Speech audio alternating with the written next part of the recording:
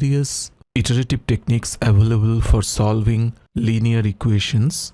The most primitive one is the Jacobi iteration.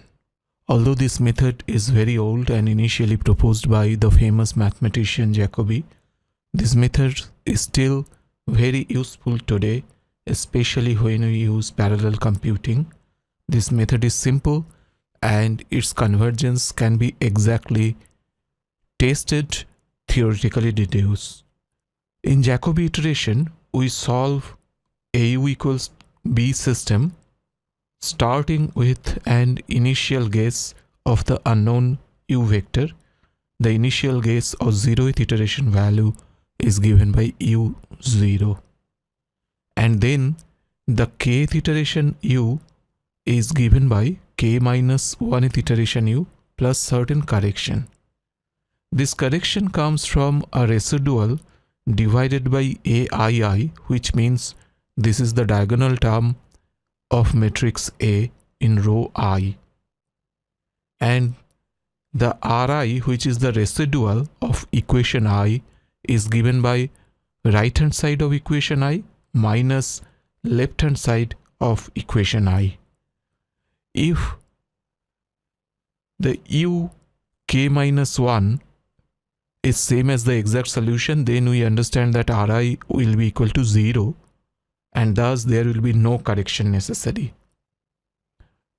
Eventually, this particular algorithm will stop when the norm of AU after kth iteration minus B less than certain small real number which we set as epsilon.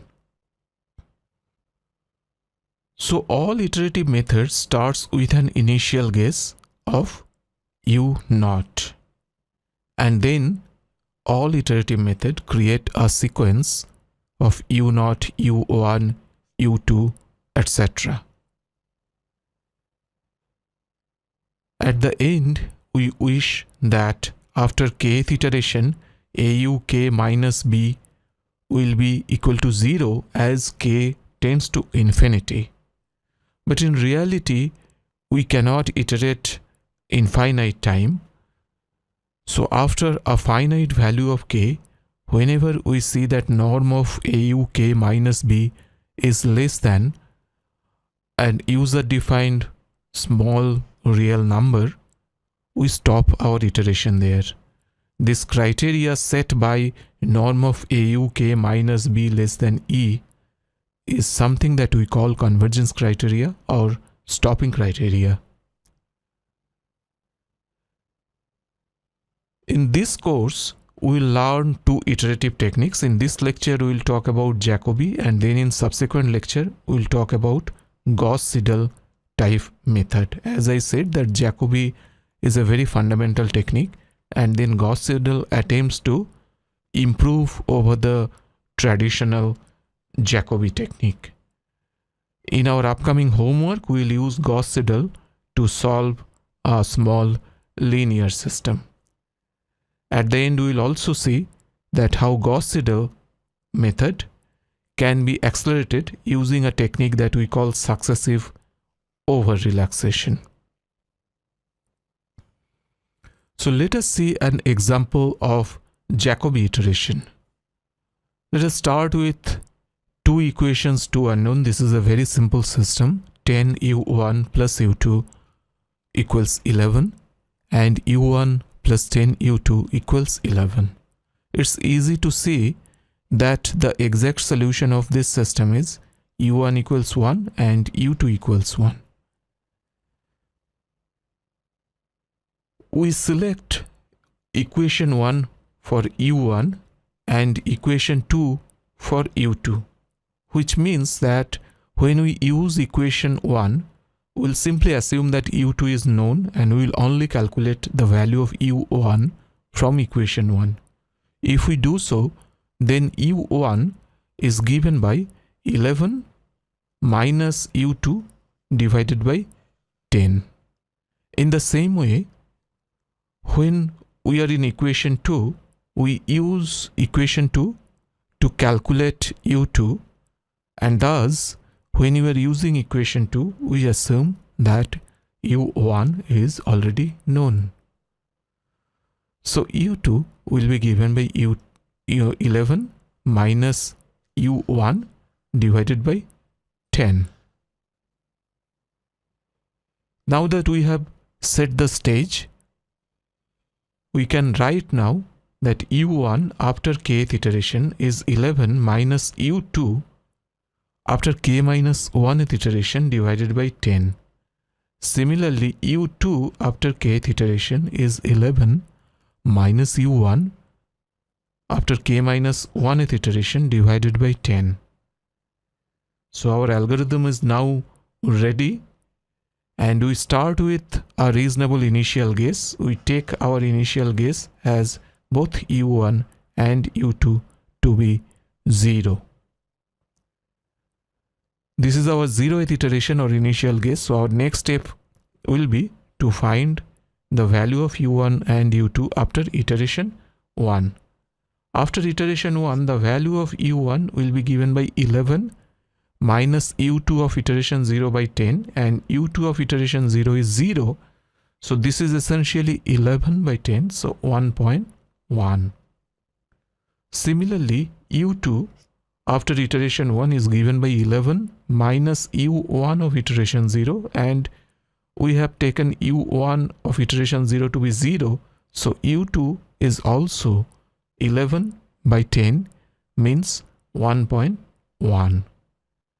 So now that our iteration 1 is complete, let us go to iteration 2. In iteration 2, u1 at iteration 2 will be 11 minus u2 at iteration 1 divided by 10. u2 at iteration 1 is 1.1. So I take this 1.1 and I put it over here. So this is 11 minus 1.1 divided by 10, which gives us 0.99. Similarly, u2 after iteration 2 will be given by 11 minus u1 after iteration 1 divided by 10, and u1 after iteration 1 is 1.1. So we have 11 minus 1.1 divided by 10, which is again 0.99. Now we can go to the next iteration, that is iteration 3.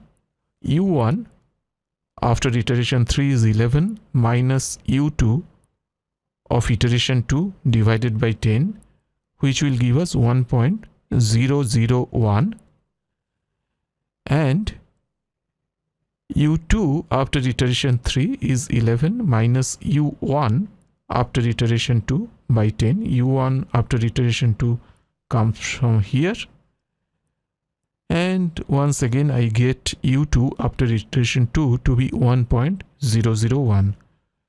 Just recall that our exact solution is u1 and u2 both are 1, and we started with the initial guess of u1 and u2 both to be zeros.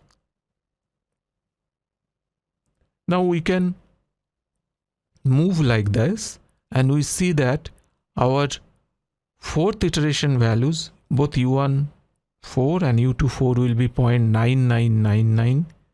Then we can move toward iteration 5. u1 5, u2 5, both are equal to 1.00001, and we can go ahead like this. It is clear from this that starting from an initial guess of 0, we have 1.1, 0.99, 1.001, 0.9999, etc., etc. So we are clearly converging toward u1 and u2 both to be 1, and which we know is our exact solution, which means the algorithm looks like that it is working here. We can now generalize this idea for an n equation, n unknown system. For an AU equal to B system, or we can write this Aij Uj summation j 1 to n equals Bi, For each I, we have an equation and we have n equations. So I goes from 1 to n. For I equal to 1, we have a11 u1 plus a12 u2 etc. up to a1n un equals b1. Similarly, for I equal to 2, we have a21 u1 plus a22 u2 all the way up to a2n un equals b2. Similarly, for I equal to n, we have an1 u1 plus an2 u2 all the way up to ann un equals bn. When we use Jacobi iteration, equation 1 is used to get u1, and u1 after kth iteration I write it from the right hand side b1 minus the left hand side starting from a12 u2 a13 u3 etc etc. So sum of j equals 2 to n a1j uj, and all these uj's are coming from k minus 1th iteration.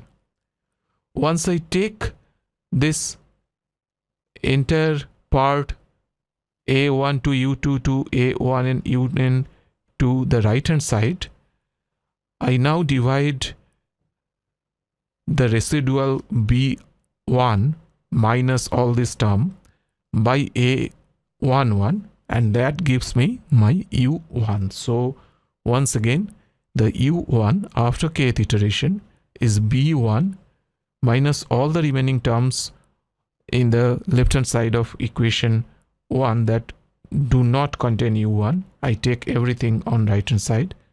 Then I divide by a11, and this is what is giving us u1.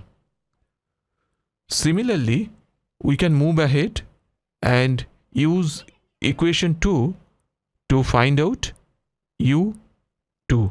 So please note that equation I will be used to find out ui. So equation 2 is for u2, and u2 after kth iteration will be b2 minus this a21 u1 is coming here, and then we have here a23 u3. So from b2 I take out a21 u1, and then starting from a23 u3 all the way up to a2n un I take it out. So essentially this is summation j3 to n a2j uj. All these u's are coming from k minus 1th iteration. We can generalize this idea by writing ui in ith equation. Ui from kth iteration equals bi minus all the terms which are there in the left hand side except the term that contains the I. So j not equal to I, otherwise j equal to 1 to n, and all this term I subtract from bi, I divide by aii, which is the diagonal element of the coefficient matrix, which is essentially multiplied with ui. We can now, for simplicity, this j not equal to I term, we remove it. How can I remove it? I essentially add everything including the j equal to I. So j equals 1 to n aij uj. I take it out from bi, but then j equal to I is also getting here. So I am adding this aii ui k minus 1. So this term I am keeping it here within that summation time. There is one extra term and I am taking that extra term out here. So aii ui k minus 1, I am adding it up here. This gives us an easy implementation in computer. How? You can see that this aii ui k minus 1 divided by aii will be simply ui k minus 1. So I can write this ui k equals ui k minus 1 plus this Ri, which is the residual of equation I, divided by aii, and this Ri is bi, that is the right hand side of equation I, minus whatever there in the left hand side of equation I. I take everything bi minus everything of left hand side of equation I. The difference between them is the residual. We understand that if we reach the correct solution, the residual must be equal to 0, but this is an iterative technique. Residual is never exactly equals 0. Based on the value of the residual, we add a correction Ri divided by aii. So note the form of our iteration is ui kth iteration equals ui k minus 1th iteration plus certain correction. This correction depends on aii, that is coefficient of ui, and the Ri, which is the residual of equation I. If the residual is 0, we have reached the solution, there will be no correction. So it looks pretty good now. This fundamental idea that we have just seen, this is true for all iterative schemes. I take a value from k minus 1th iteration of certain variable, and kth iteration value of that variable will be k minus 1th iteration value plus some correction. How I calculate this correction, that matters, and based on that calculation procedure, we get different iterative methods. No matter what is the iterative method, Ri tends to 0 will be the convergence criteria. As Ri goes to 0, for all I, we know that we will be reaching toward the exact solution. For your exercise, you solve the same problems, but now equation 2, in the previous example, I make it to equation 1, and equation 1, I make it to equation 2.